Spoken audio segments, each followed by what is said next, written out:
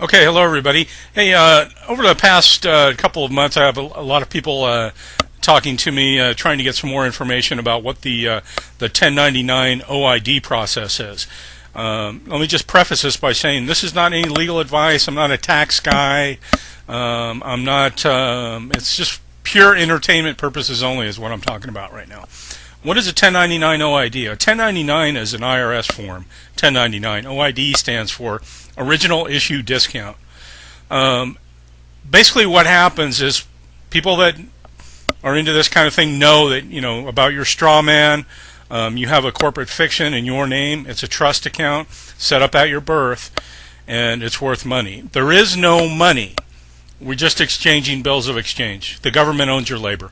But what you have to understand is that when you get like a paycheck and you go to your bank and you endorse it and you depose yourself of the check, you deposit it.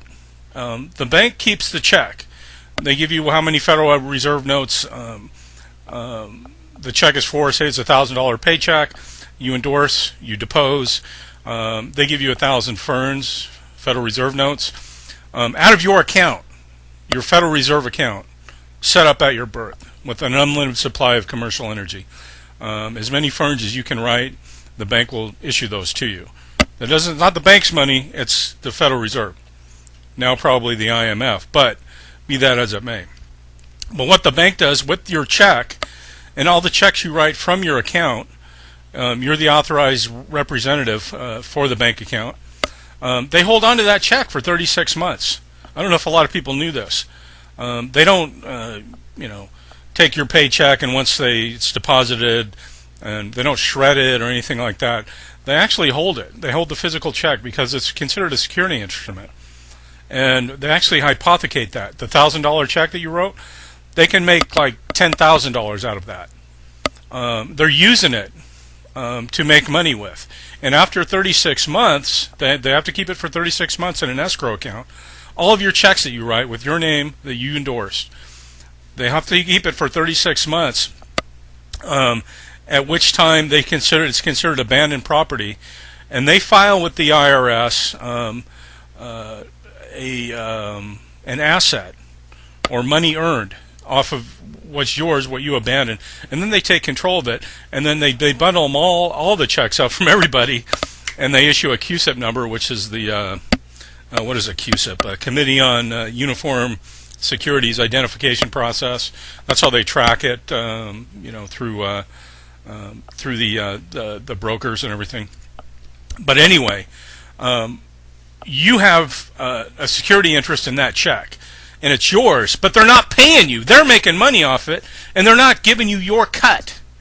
Okay? So what the 1099 OID process is you need to file a 1099-A acquisition, a 1099 original issue discount, and you need to file that with the IRS. And you can do all of this online, and I've literally seen people get back $400,000. There's people online talking about this.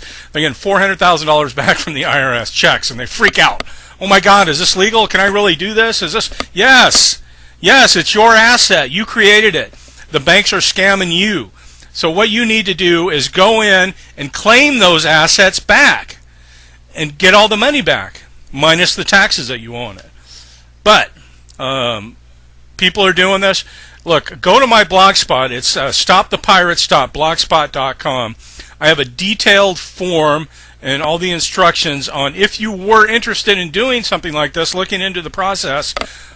This is going to point you in the right direction and show you how to get every check that you endorse is yours.